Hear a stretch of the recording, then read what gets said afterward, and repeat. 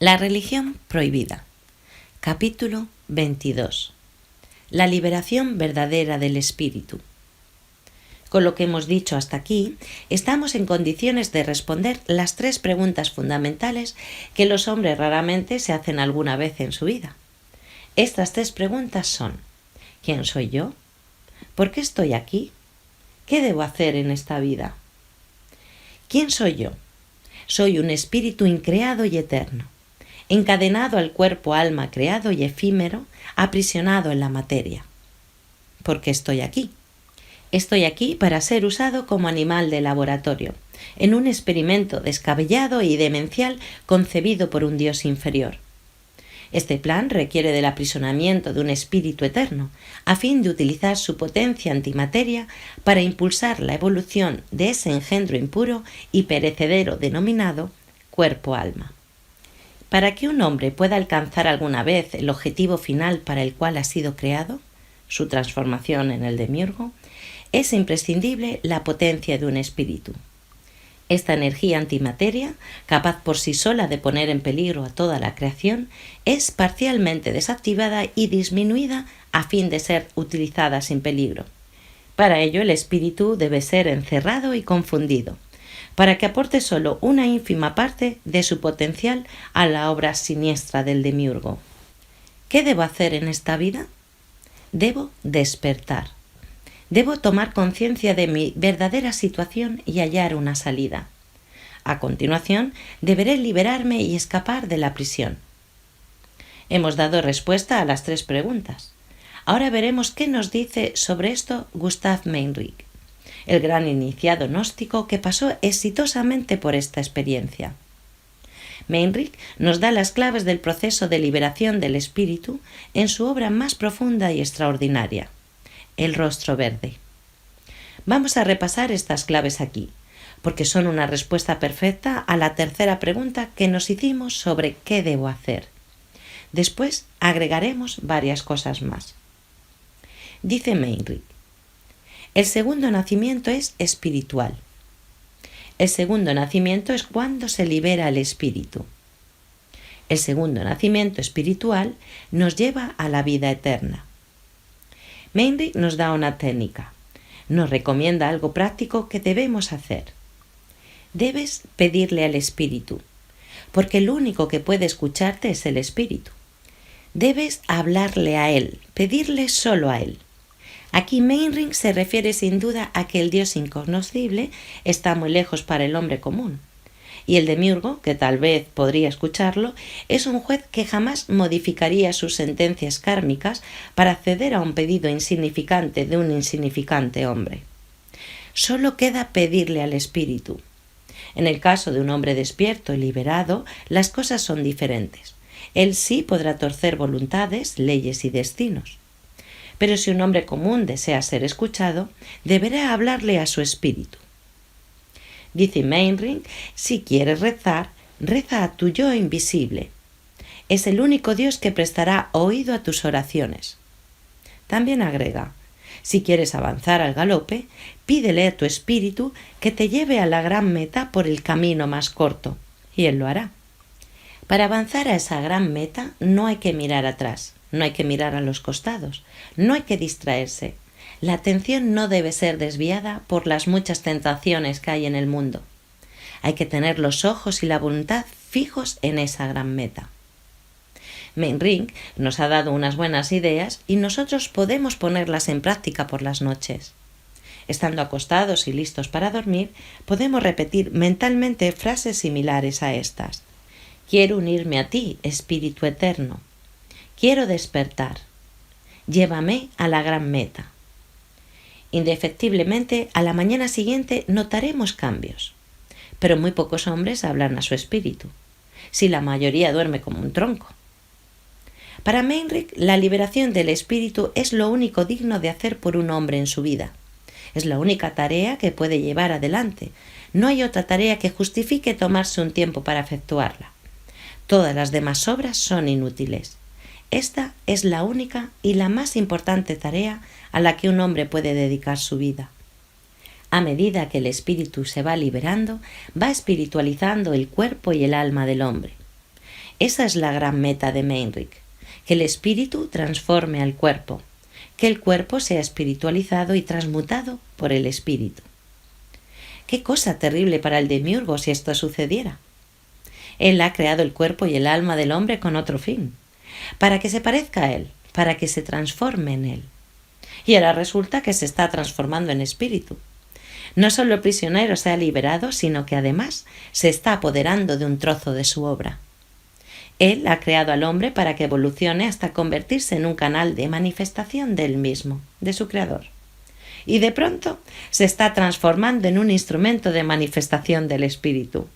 El espíritu liberado le está robando su obra más importante y dando por tierra con sus planes.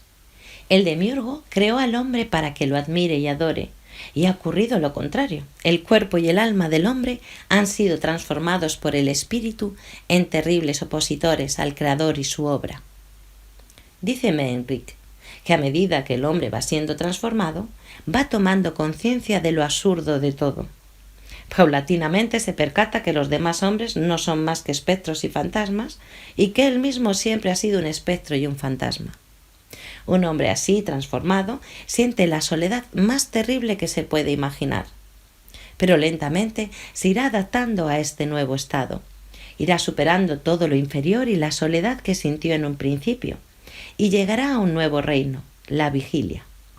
Meinrich dice que la vigilia es el despertar del yo inmortal y eterno. El hombre ha despertado y ya no dormirá más.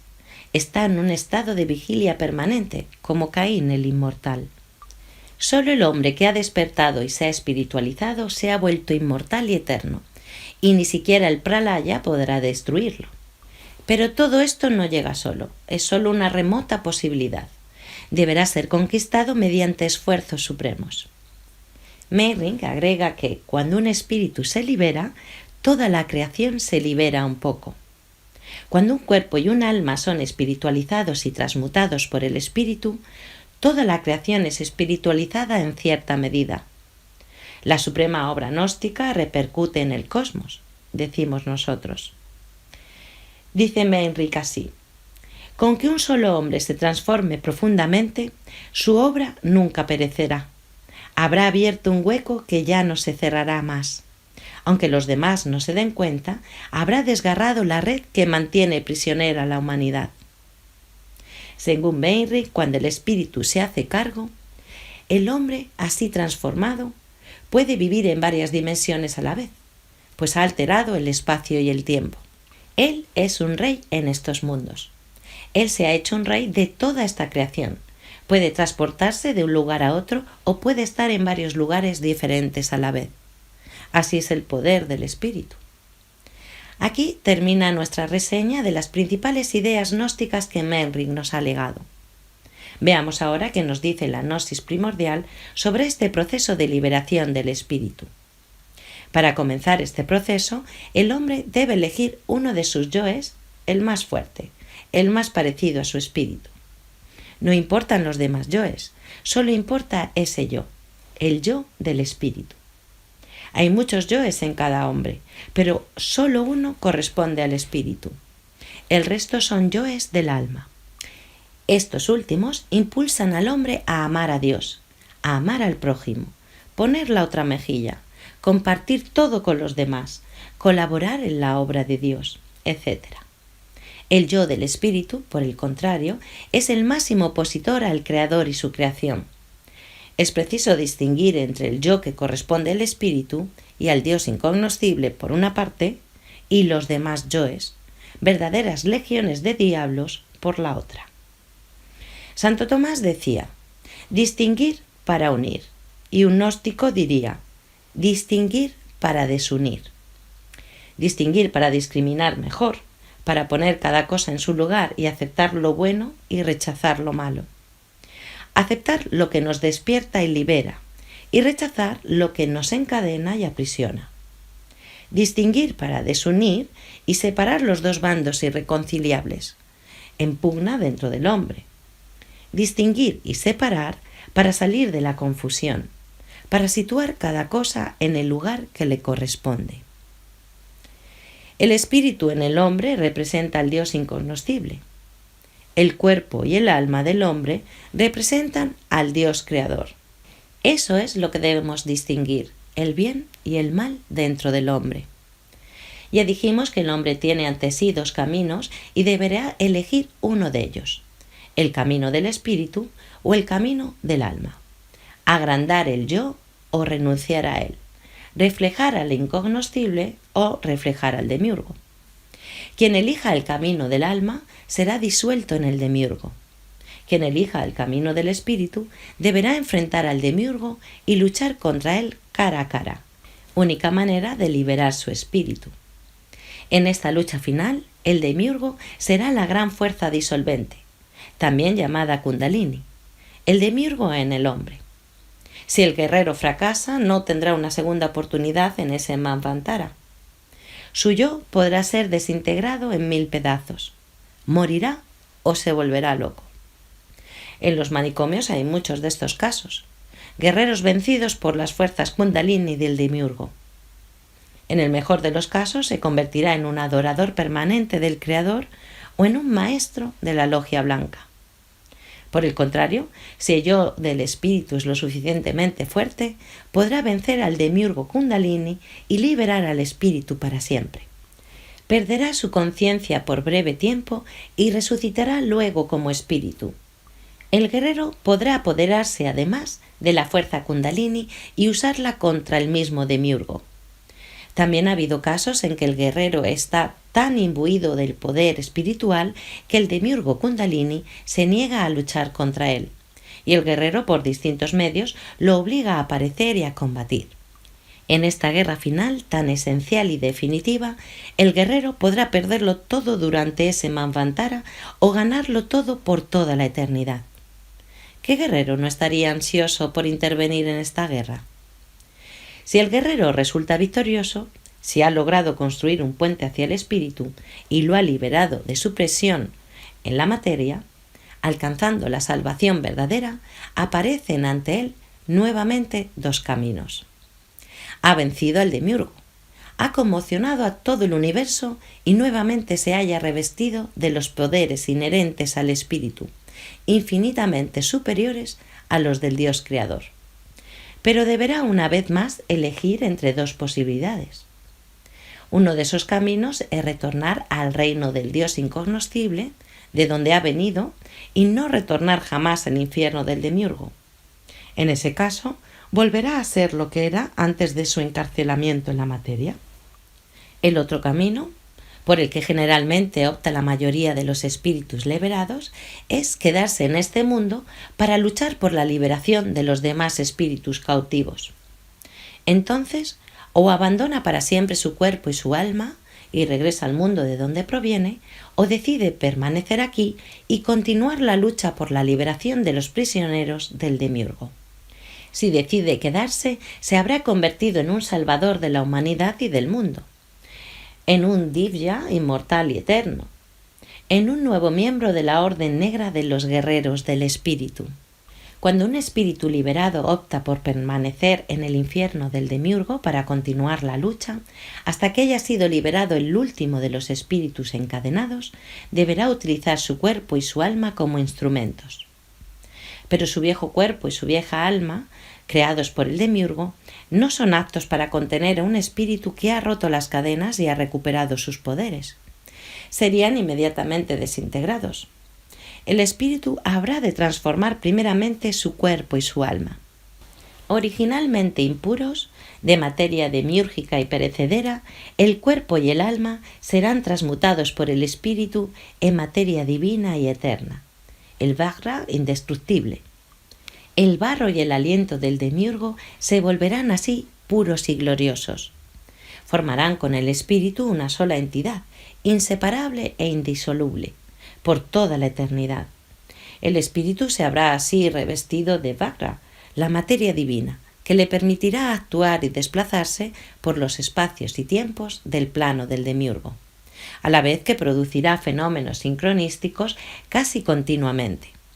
El Vajra, resultado de la transformación de la materia impura por un espíritu liberado, es rojo como la sangre y más duro que el diamante. El Vajra es indestructible y eterno. no puede ser destruido por el demiurgo al finalizar un manvantar.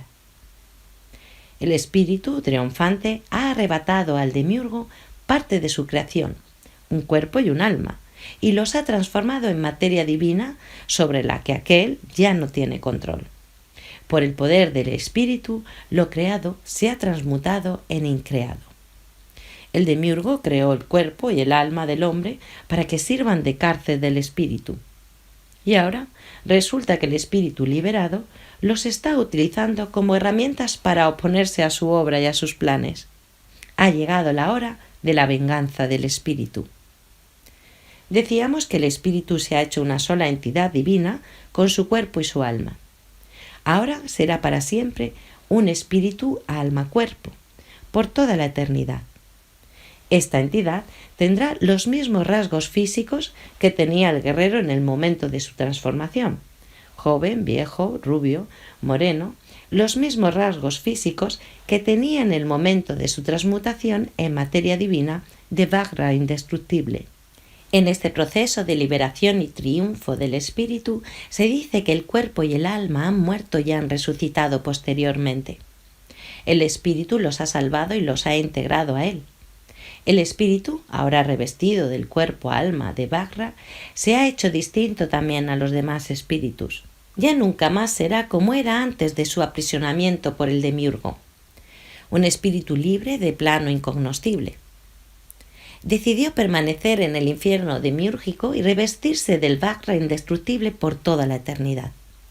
El Vajra será para siempre su marca y rasgo característico, la prueba perfecta de su triunfo sobre el demiurgo satánico y el signo distintivo de su transformación en salvador de la humanidad y del mundo.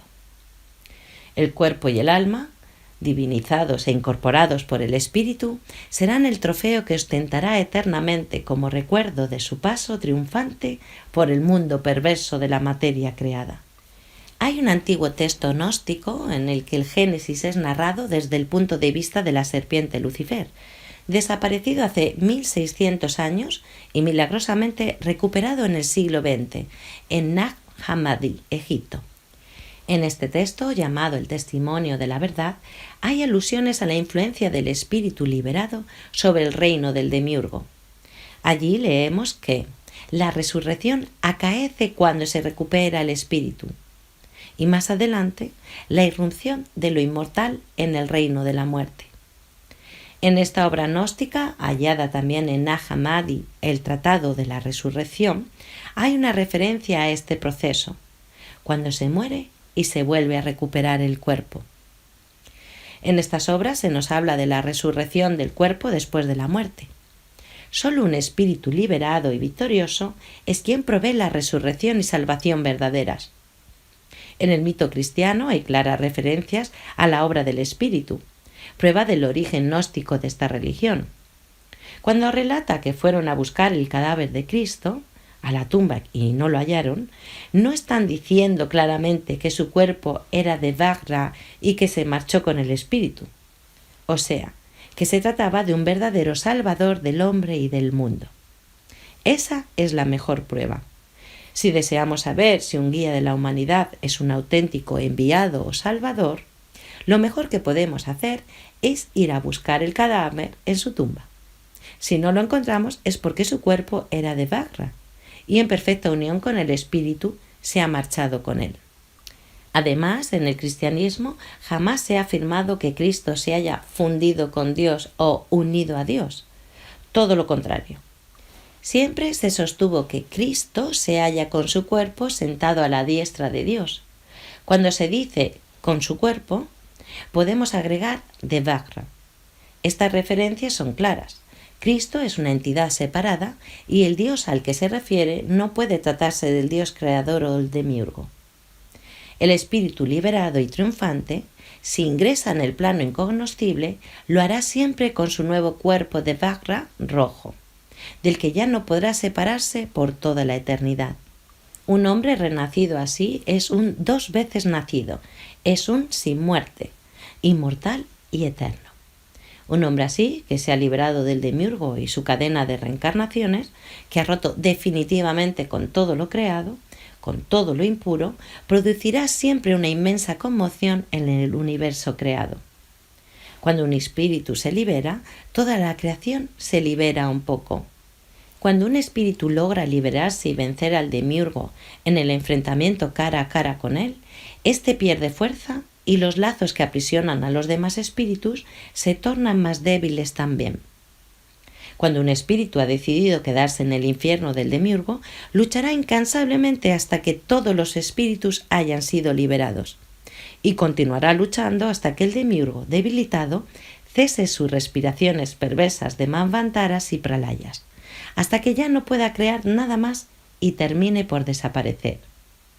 Así habrá desaparecido toda dualidad y el mundo volverá a ser uno solo, el reino eterno del Dios verdadero e incognoscible.